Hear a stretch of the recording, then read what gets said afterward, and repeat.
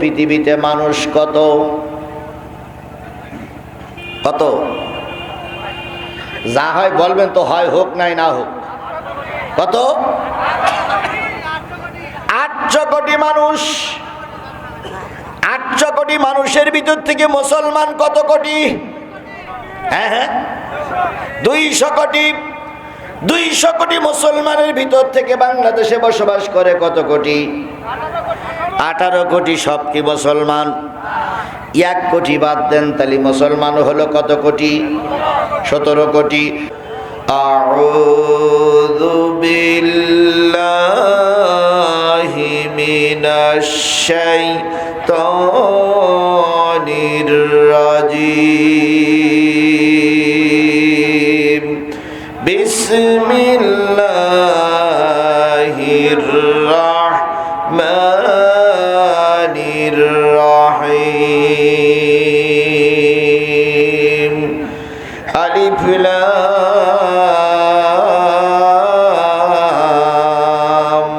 মিম। আহাসিবান নাসু আইয়ুতরাকু আইয়াকুলু আমান্না অহুম লা ইফতানুন।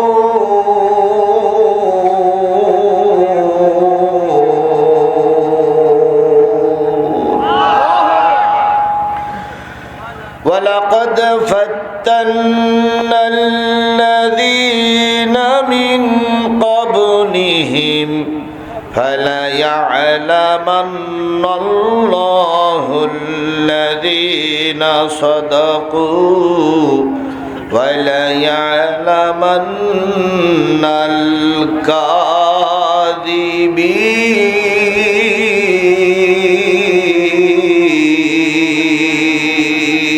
الكاذبين. صدق الله المولانا العظيم. إن الله وملائكته يصلون على النبي يا أيها الذين آمنوا صلوا عليه وسلموا تسليما. اللهم صل على محمد وعلى آل محمد كما صليت على إبراهيم وعلى آل إبراهيم إنك حميد مجيد.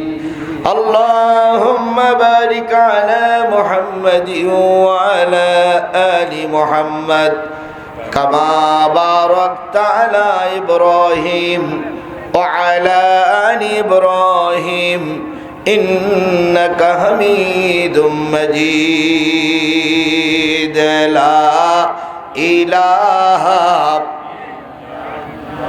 محبت شجر شربل لا إله لا إله لا إله لا إله إلا الله محمدُر رسول الله. لا إله لا إله لا إله إلا الله محمدُر. এই কালিমার জন্যে বেলাল পাথর চাপা মরুতে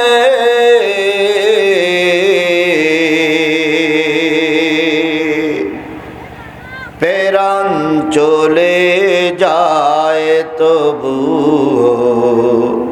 মুখে লা ইলাহা ইল্লাল্লাহ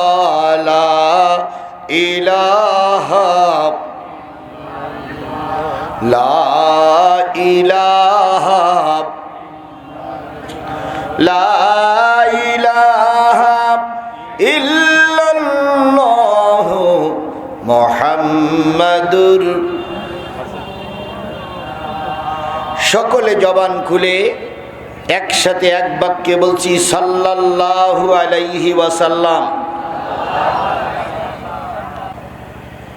এলাকার বিভিন্ন কুঠুরি থেকে আগত দিনদার পরেশগার মুত্তাকি মুসলমান ভাই ও বন্ধুগণ, সকলকে নিয়ে আবারও সালাম বিনিময় করছি। আসসালামু আলাইকুম ওয়া রাহমাতুল্লাহি ওয়া বারাকাতুহু। আপনাদের সালামের জবাব শুনে মনে হলো এখনো আওয়ামী লীগ সরকার ক্ষমতায় আছে। আপনারা খুব ভয়ে আছেন বলে মনে হচ্ছে, নাকি খুব ভয়ে আছেন? শীত কি এতই বেশি পড়েছে যে আপনাদের জবান পর্যন্ত খোলা যাচ্ছে না? তাহলে সবাই মিলে একটু সালামের জবাবটা জোরে সরে দেন তো। আসসালামু আলাইকুম ওয়া রাহমাতুল্লাহ। আল্লাহ পাকের দরবারে লক্ষ কোটি শুকরিয়া, যিনি আপনাকে আমাকে মুসলমানের ঘরে জন্মগ্রহণ করার তৌফিক দান করেছেন। আপনি আমি মুসলমান, এজন্য খুশি না বেজার? সবাই মিলে বলুন তো, খুশি না বেজার? আচ্ছা বলুন তো, আপনি আমি মুসলমান, এটা কি আমি ইচ্ছা করে হয়েছি না আল্লাহ আমাকে বানিয়েছেন? কথা বলেন, কে বানিয়েছেন? আল্লাহ আমাকে বানিয়েছেন।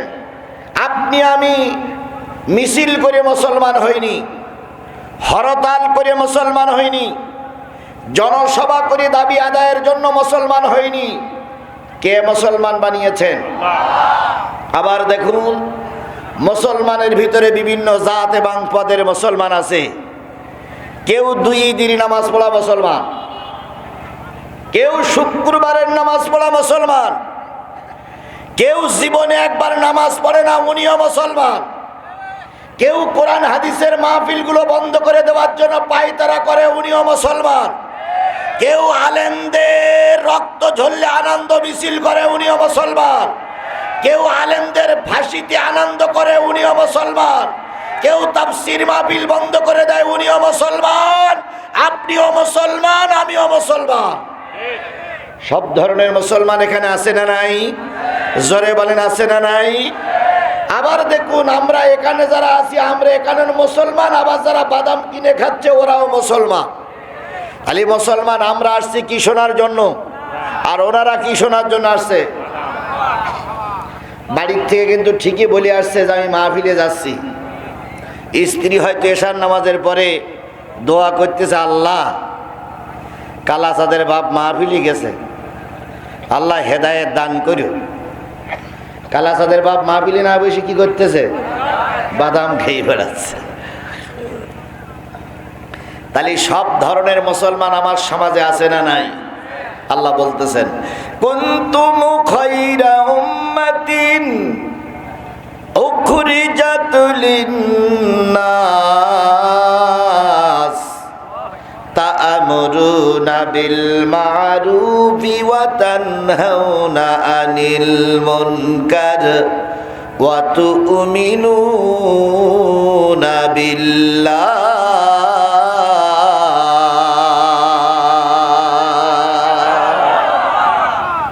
কোরআন তেলাওয়াতের পরে যারা আল্লাহু আকবার বলবে, আল্লাহ তাদের জান্নাতে যাওয়ার পথ সহজ করে দিবেন। জোরে বলুন আল্লাহু আকবার। কুনতুম খায়রা উম্মাতিন, তোমরাই হলে সর্বোৎকৃষ্ট উম্মত। উখরিজাত লিন-নাস, মানুষের ভিতর থেকে তোমাদের বাছাই করে করে বের করে আনা হয়েছে।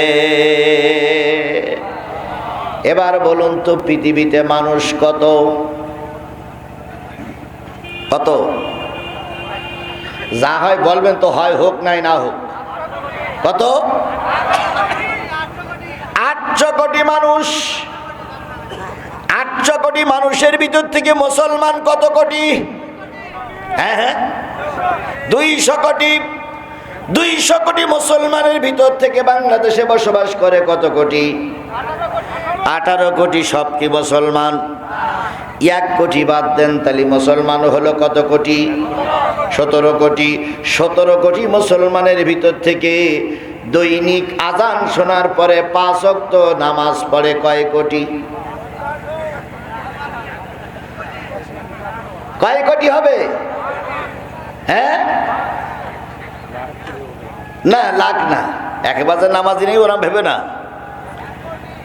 আচ্ছা ধরে নিলাম 1 কোটি, তাই ধরলাম 1 কোটি মানুষ যদি নামাজি হয়, আজানের পরে 17 জনের ভিতরে একজন পুরাপুরি নামাজি হওয়া লাগবে। কথা বলেন ঠিক না বে ঠিক?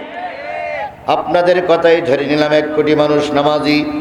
এই 1 কোটি মুসলমান নামাজে যা পড়ে ওইটার সম্পর্কে যদি একটু ধারণা থাকতো, আল্লাহর কসম কোন আলেমের রক্ত দিয়ে বাংলার জমিন লাল হতো না। 1 কোটি মুসলমান কি দিয়ে সালাতে দাঁড়ায়, সালাতে আল্লাহর সঙ্গে কি বলে, এইটা যদি বুঝে অন্তত চলতো, আল্লামা সাঈদীরে জেলখানায় ঢুকে ঢুকে মারা লাগতো না। অধিকাংশ মুসলমান 5 ওয়াক্ত নামাজ পড়ে না, 5 ওয়াক্ত নামাজ পড়ে না। আর যদিও পড়ে, নামাজে কি বলে তা নিজেও জানে না। কি কায়দায় শুরু পড়ে? কুলু আল্লাহু আহাদ, আল্লাহ সামাদ, লাম ইয়ালিদ ওয়া লাম ইউলাদ, আলাম তারা কাইফা ফালা রাব্বুকা, ইয়াউনা তেওনা কাল কাউসার, উসুমনি জুদুমনি বুদুমনি সানে, এই রোজা রেখে দিলাম রমজানের সানে।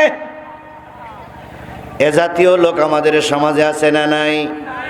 ইংরেজি জানে, বাংলা জানে, অনেক কবির নাম জানে, কিন্তু আল্লাহর কোরআন দিলের ভিতরে নাই। আল্লাহ বললেন তোমাদের সর্বপ্রথম তোমরা ছিলে 800 কোটি, তারপর বানালাম 200 কোটি। 200 কোটির ভিতর থেকে তোমাদের দিলাম 17 কোটি। 17 কোটির ভিতরে 50 লাখ দিলাম বগুড়া জেলার। বগুড়া জেলার ভিতরে কাহালু থানায় দিলাম 60,000। 60,000-এর ভিতর থেকে রাজবাটি কাহালু এলাকায় দিলাম 30,000। 30,000-এর ভিতর থেকে তোমাদের ভিতর থেকে 30,000 মানুষদের সামনে আমি কোরআন নাজিল করে দিয়ে বললাম, তা'মুরুনা বিল মা'রুফি ওয়া তানহাউনা আনিল মুনকার ওয়া তু'মিনুনা বিল্লাহ। তোমাদের 1 নম্বর কাজ হলো তোমরা সৎ কাজের আদেশ করবে। বক্তব্যটা কার? আরো জোরে বলেন, বক্তব্যটা কার? সৎ কাজের আদেশ শুধু জামাত ইসলাম করবে, সৎ কাজের আদেশ শুধু হেফাজত ইসলাম করবে, সৎ কাজের আদেশ শুধু ইসলামী আন্দোলন বাংলাদেশ করবে না, নয়। সৎ কাজের আদেশ হচ্ছে যদি মুসলমান হও অবশ্যই তোমার সতের পক্ষে থাকতে হবে, সৎ কাজের আদেশও করা লাগবে। কথা বলেন, আরো জোরে বলেন, ঠিক না বে ঠিক? আমরা অতীতে দেখেছি যারা এই সৎ কাজের আদেশ করেছে তাদের বেলায় জেল খাটা লেগেছে। চোর ডাকাত খুনিরা বুক ফুলিয়ে ঘুরিয়ে বেড়াচ্ছে, চোরেরা ডাকাতিরা বুক ফুলিয়ে ঘুরিয়ে বেড়াচ্ছে, আর আলেমদেরকে দিনের পরে দিন জেল খাটা লেগেছে। আবার ওনারাই মঞ্চে দাঁড়িয়ে ফুলের মালা গলায় নিয়ে কি কায়দায় বলতেন, ভাইরা আমার, এত সুন্দর নির্বাচন বাংলাদেশ স্বাধীন হওয়ার পরে আর জাতি কখনো দেখিনি। খুব সুন্দর নির্বাচন ওরা করতেন নাকি? খুব সুন্দর নির্বাচন করতেন। বক্তৃতার আগুন ঝরা বক্তব্য চলছে, বক্তার কুকুর ছিল স্কুলের বারান্দায়, হঠাৎ করে মাথা উঁচু করে বলতে, কে রে বক্তৃতা করে? কালকে নাকি সুষ্ঠু নির্বাচন হয়েছে, একটা লোক তো ভোট দিতে আসিনি, আমি তো যেখানে শুয়েছিলাম সেখানেই আছি। কুকুর স্কুলের বারান্দায় শুয়েছিল, সেই বারান্দায় কুকুরই আছে, আর ওনারা বলেছে সুষ্ঠু নির্বাচন হয়েছে। কথা বলেন ঠিক না বেঠিক? আল্লাহ রাব্বুল আলামিন তাই বলতেছে, শোনো, তুমি যদি কোরআনের পক্ষের মুসলমান হও, সৎ কাজের আদেশ করবে, অসৎ কাজের নিষেধ করবে, আর পুরাপুরি কার পরে ঈমান আনবে? মুসলমান বীর পুরুষের মতন বলেন তো, কার পরে ঈমান আনা লাগবে? আল্লাহর পরে ঈমান কি আমাদের আছে? আছে। সত্যি কি আছে? যদি থেকেই থাকে তাহলে আপনি একটা ভোটার, একটা ভোট আপনার দেওয়ার জন্য ফরজ ওয়াজিব। আপনি 60টা ভোট দিলেন কেন? 60টা ভোট দেওয়া লোক আছে না নাই? 60টা ভোট দেওয়া লোক আছে না নাই? তাহলে 60টা যারা ভোট দিয়েছে তারা 59 জন লোকের হক নষ্ট করেছে। যারা গত 3 পিরিয়ড নির্বাচনে, গত 3 পিরিয়ডের নির্বাচনে একের বেশি ভোট দিয়েছেন তারা একটু হাত তোলেন। যারা একটার বেশি, 2, 3, 4, 5, 6, 8, 10, 100, 200 ভোট দিলেন তারা একটু হাত তোলেন তো ভাই।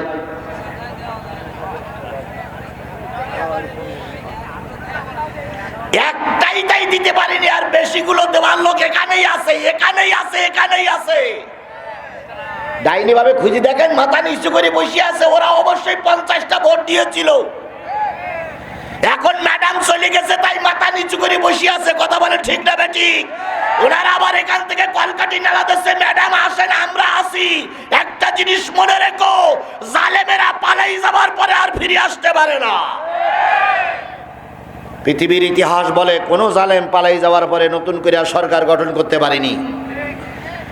আপনাদের যে জালেম নেতা চলে গেছে, ও আর কখনো ফিরে আসতে এসে এদেশে সরকার গঠন করতে পারবে বলে আমাদের বিশ্বাস হয় না। তারপর ওনারা বুক বেঁধে বসে আছে, হয়তো উনি ফিরে আসবে, হয়তো উনি ফিরে আসবে, হয়তো উনি ফিরে আসবে। হ্যাঁ, ফিরে আসবে, অবশ্যই তাকে ফিরিয়ে আনা হবে, তবে সেটা রাজনৈতিক মঞ্চে নয়, কাঠগড়ায় তাকে ফিরিয়ে এনে দাঁড় করানো হবে। বিডিআর হত্যার মামলার আসামির কারণে তাকে ফাঁসিতে ঝুলানো হবে। হেফাজতের আলেমদেরকে রাতের অন্ধকারে গুলি করে মারার জন্য তাকে ফাঁসিতে ঝুলানো হবে। আল্লামা সাঈদীর রায়ের পরে 300 মানুষকে গুলি করে মেরেছিল, এই হত্যার দায়ে তাকে ফাঁসিতে ঝুলতে হবে। 5ই আগস্টের আন্দোলনে 1600 মানুষ মৃত্যুবরণ করেছিল।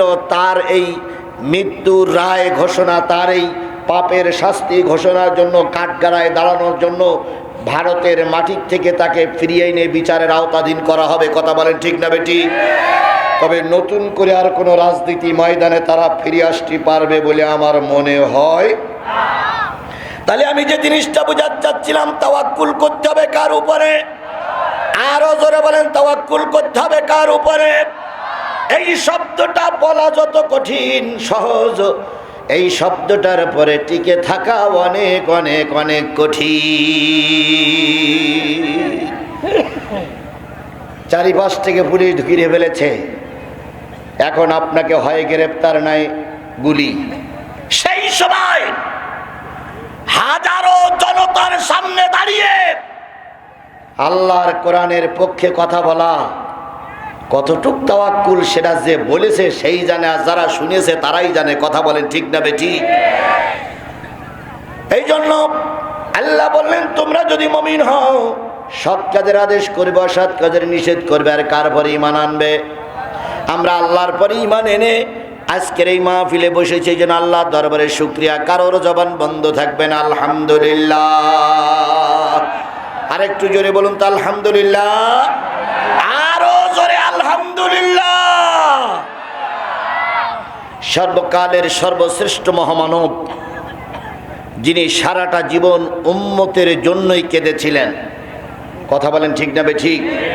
পৃথিবীতে যত নেতা এসেছে, সব নেতা ক্ষমতায় বসেই বলেছে আমার ক্ষমতা টিকাই রাখার জন্য দরকার হলো কাল্লা।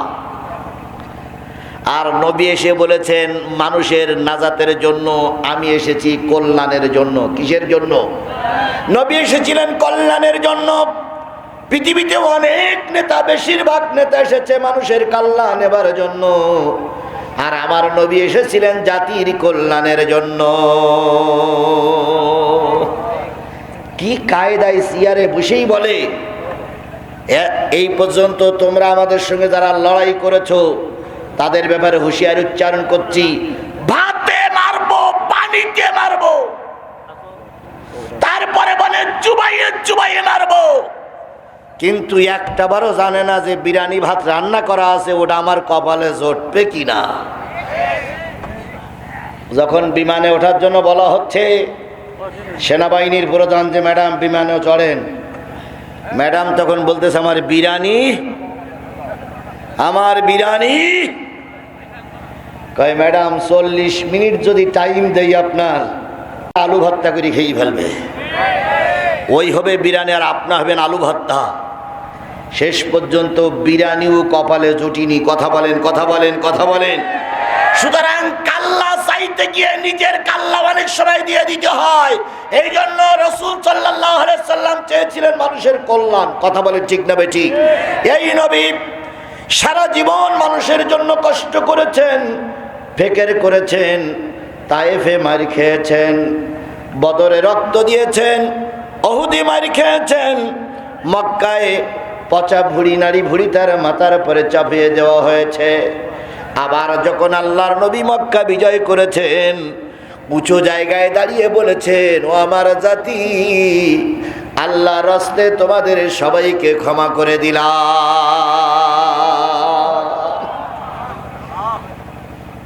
নবী কি আদর্শবান নেতা।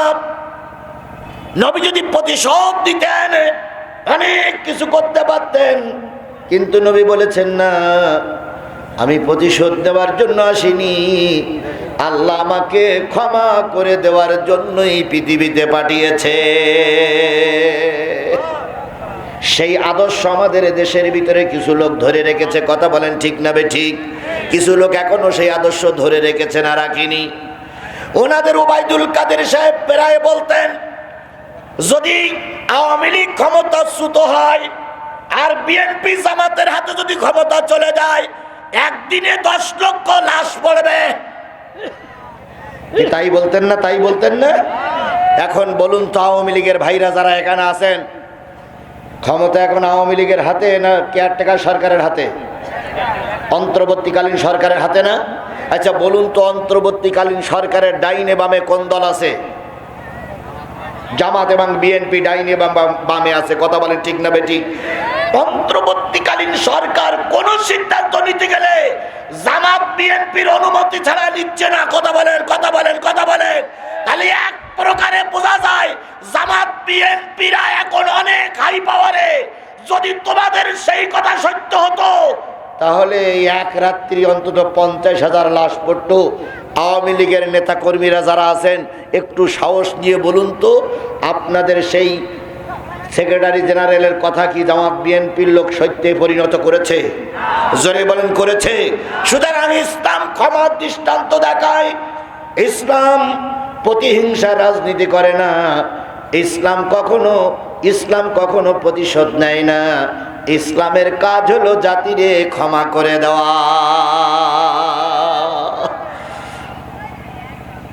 রাসূল পাক সাল্লাল্লাহু আলাইহি সাল্লামের চেয়ে ভালো মানুষ সমাজে কেউ ছিল না। তারপরে তাকে মার খাওয়া লেগেছে না লাগেনি? আল্লাহ নবী কালেমার দাওয়াত দেওয়া যখন প্রথম শুরু করলেন, আবু জেহেল বাহিনী প্রথম উপদেশ দিল। উপদেশে যখন কাজ হলো না, আবু জেহেল বাহিনী যুবকদের লেলিয়ে দিল, যুবকেরা মুহাম্মদ সাল্লাল্লাহু আলাইহি সাল্লামকে যদি মেরে দিতে পারো, যত পুরস্কার চাও সেই পুরস্কার পাওয়া যাবে। আজও দেখতেছি আলেমদের মারার জন্য আবু জেহেল বাহিনীরা পুরস্কার ঘোষণা করে। মুহাম্মদকে মেরে দিতে হবে সাল্লাল্লাহু আলাইহি সাল্লাম। যুবকেরা টার্গেটে থাকলো। প্রতিদিন সকালবেলা সবার আগে নবী কাবার চত্বরে আসতেন, আর সন্ধ্যাবেলা সবাই যখন চলে যেতেন, নবী কাবার চত্বরে যে কাবার মালিকের কাছে কাঁদতেন, মালিক,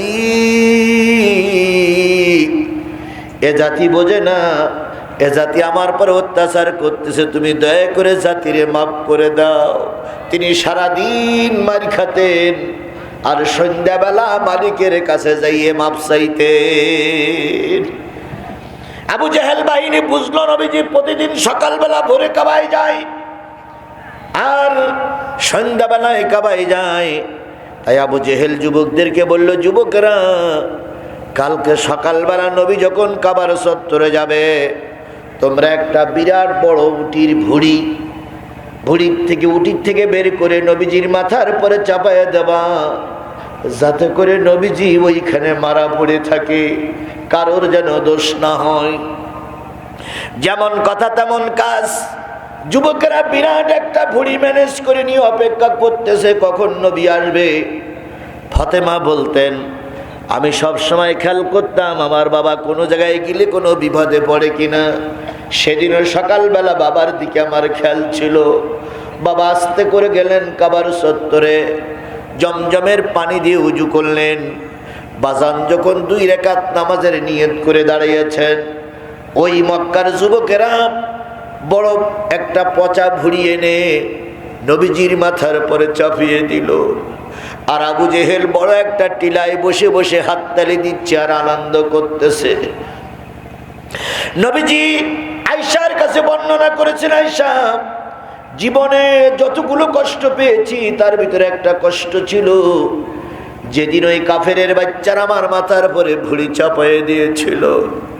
নবীজির মাথার পরে ভুড়ি চাপাইয়ে দিল, নবী আর মাথা সোজা করে বসতে পারে না, পা 2 কানা বের করে দিয়েছে, পাও ভুড়ির তলায় চলে গেছে, নবী আর উঠতে পারে না। ফাতেমা বলেন, আমি দূর থেকে দেখতেছিলাম 11 জন যুবক নবীজির ওই ভুড়ির চারিপাশে ঘুরতেছিল আর আনন্দ করতেছিল আর বলতেছিল, কালেমার দাওয়াত দেওয়ার ফর্মুলা শেষ, আর কালেমার দাওয়াত দিতে পারবে না। আবু জেহেল আনন্দ করছিল আর বলতেছিল, ভাতিজা মুহাম্মদ, নরম ভাষায় বুঝাইলাম, অর্থ দিয়ে বুঝাইলাম, টাকা দিয়ে বুঝাতে চাইলাম, ক্ষমতা দিয়ে বুঝাইতে চাইলাম, বুঝলে না। এখন কালেমার দাওয়াত দেওয়ার ঠেলাটা বোঝো। ও আমার জাতি, বলুন তো, নবীজির পরে অত্যাচার হয়েছে কিসের দাওয়াত দেওয়ার কারণে? আরো জোরে বলেন, কিসের দাওয়াত দেওয়ার কারণে? তাহলে নবীজি কালেমার দাওয়াত দিয়ে মার খেলো, আর তুমি আর আমি কালেমার দাওয়াত দিয়ে বিরিয়ানি খাচ্ছি। নবীজি কালেমার দাওয়াত দিয়ে পচা ভুড়ির ভিতরে চলে গেল, আর তুমি আর আমি কালেমার দাওয়াত দিয়ে হেলিকপ্টারে চড়ে বেড়াচ্ছি। তাহলে বোঝা গেল নবীর কালেমা আর তোমার আমার কালেমা এক হচ্ছে না। পাশাপাশি 2 মসজিদ, এক মসজিদের ইমাম সাহেবের নামে 15টা মামলা, আর এক মসজিদের ইমাম সাহেবের নামে একটাও মামলা নাই। তেলতেলা কি ঝালঝালা ওটা আপনারাই বোঝেন। তো চার দোকানে 2 জন বসে চা খাচ্ছে। তো চার দোকানদার একটু রসিক মানুষ জিজ্ঞেস করছে, হুজুর আপনিও পাগড়িওয়ালা, উনিও পাগড়িওয়ালা, তা আপনি কি পাস? কামেল পাস। উনিও কামেল পাস। তো উনি মসজিদে খুতবা দেওয়ার কারণে এলাকার ভালো মানুষের ছেলেরা ওনার নামে 15টা মামলা দিয়েছে। আর আপনিও বড় মসজিদের খতিব, আপনার নামে একটাও মামলা হয় না। তো এই 2 জনের ভিতরে বড় হুজুর কেটা, উনি না আপনি? তেনারা 2 জন চুপ করে বসে আছে, কেউ কিছু বলতেছে না। তো হুজুর ওনার নামে মামলা হয়, আপনার নামে হয় না কেন? তো জেলে হুজুরের নামে মামলা হয়নি। এই হুজুর দাঁত মিচকে হাসতেছে আর বলতেছে, আমি একটা বুদ্ধি শুদ্ধি করে চলি, ওটা সবাইকে ম্যানেজ করে চলি, এই জন্য আমার নামে একটাও মামলা হয় না। কথা বলেন, আরে ম্যানেজ করা মৌলবী আমাদের সমাজে আছে না নাই? এখানেই আছে, এখানেই আছে, এখানেই আছে। যদি নাই থাকবে, আল্লামা সাঈদীর যখন মৃত্যুর রায় হলো, ফাঁসির রায় হলো, বগুড়ার 7 মাথায় আনন্দ মিছিল করেছিল কারা? এই এলাকার কিছু না কিছু মৌলবী ছিল। কথা বলেন ঠিক না ঠিক? কিছু কিছু মৌলবীরা বড় বড় সমাবেশে দাঁড়িয়েও বলেছিল, আল্লামা সাঈদীর নিশ্চয়ই দোষ আছে, নতুবা জেলে গেল কেন? এরকম বলা মৌলবী আমার দেশে ছিল না? ছিল না? জোরে বলেন, ছিল না? ছিল না? এখন তাদের অসুল্লি মনে হয় ওরাই হইল রাজমিস্ত্রি আর আমরা হলাম জোগাড়ি। এই কাহালুর অনেক মাহফিলে জিহাদিকে আসতে দেওয়া হয়নি। অনেক মানুষেরা মঞ্চ তৈরি করার পরে মঞ্চ পুলিশেরা ভেঙে দিয়েছে। কথা বলেন ঠিক না ঠিক? অনেক মাহফিলে আমাকে বগুড়ার থেকে রিটার্ন যেতে হয়েছে, মঞ্চ পর্যন্ত আসতে দেয়নি। এই ভালো মানুষের সন্তানেরা, এই ভালো মানুষের সন্তানেরা, এই ভালো মানুষের সন্তানেরা, তারা এখন টুপি টুপি মাথায় দিয়ে বড় একখান হাজির রুমাল পরিয়ে তসবিহ পড়ে সুবহানাল্লাহ সুবহানাল্লাহ সুবহানাল্লাহ সুবহানাল্লাহ সুবহানাল্লাহ সুবহানাল্লাহ, আর কয় আমরা কারোর কোনো অন্যায় কাজ করিনি। একটা জিনিস মনে রাখবেন, যে যা করেছেন প্রতিটা কাজের সব একালেও দেওয়া লাগবে, পরকালেও দেওয়া লাগবে। ইতিমধ্যে খেলা শুরু হয়েছে না হয়নি? আইন মন্ত্রীর একটা কলমের খোসায় বিশ্ব ইসলামী আন্দোলনের সিপাহ সালার মতিউর রহমান নিজামীর ফাঁসি হলো। যে আইন মন্ত্রীর একটা কলমের খোসায় আলী হাসান মোহাম্মদ মুজাহিদের ফাঁসিতে ঝুলতে হলো। যে আইন মন্ত্রীর একটা কলমের খোসায় আব্দুল কাদের মোল্লার মতন একজন সুদক্ষ রাজনীতিবিদকে ফাঁসির কাস্টে ঝোলা লেগেছে।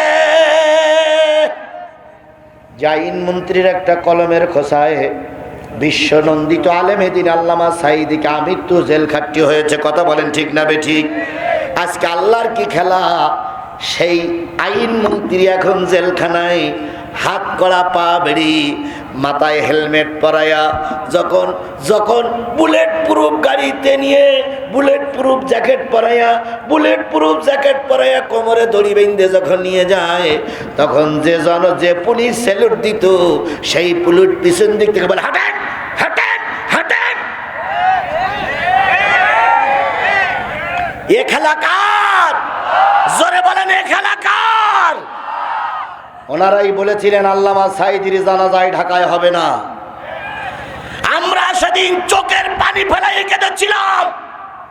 আল্লাহ দেখাই দিল ওরা সাঈদীর জানাজা ঢাকায় বন্ধ করেছে, আর আমি আল্লাহ ওদেরকে এখান থেকে তুলিয়ে ভারতে নিয়ে গেছি। ওরা মরার পরে বাংলার একাংশ কবর দেওয়ার জায়গা ওদের হবে না, হবে না, হবে না।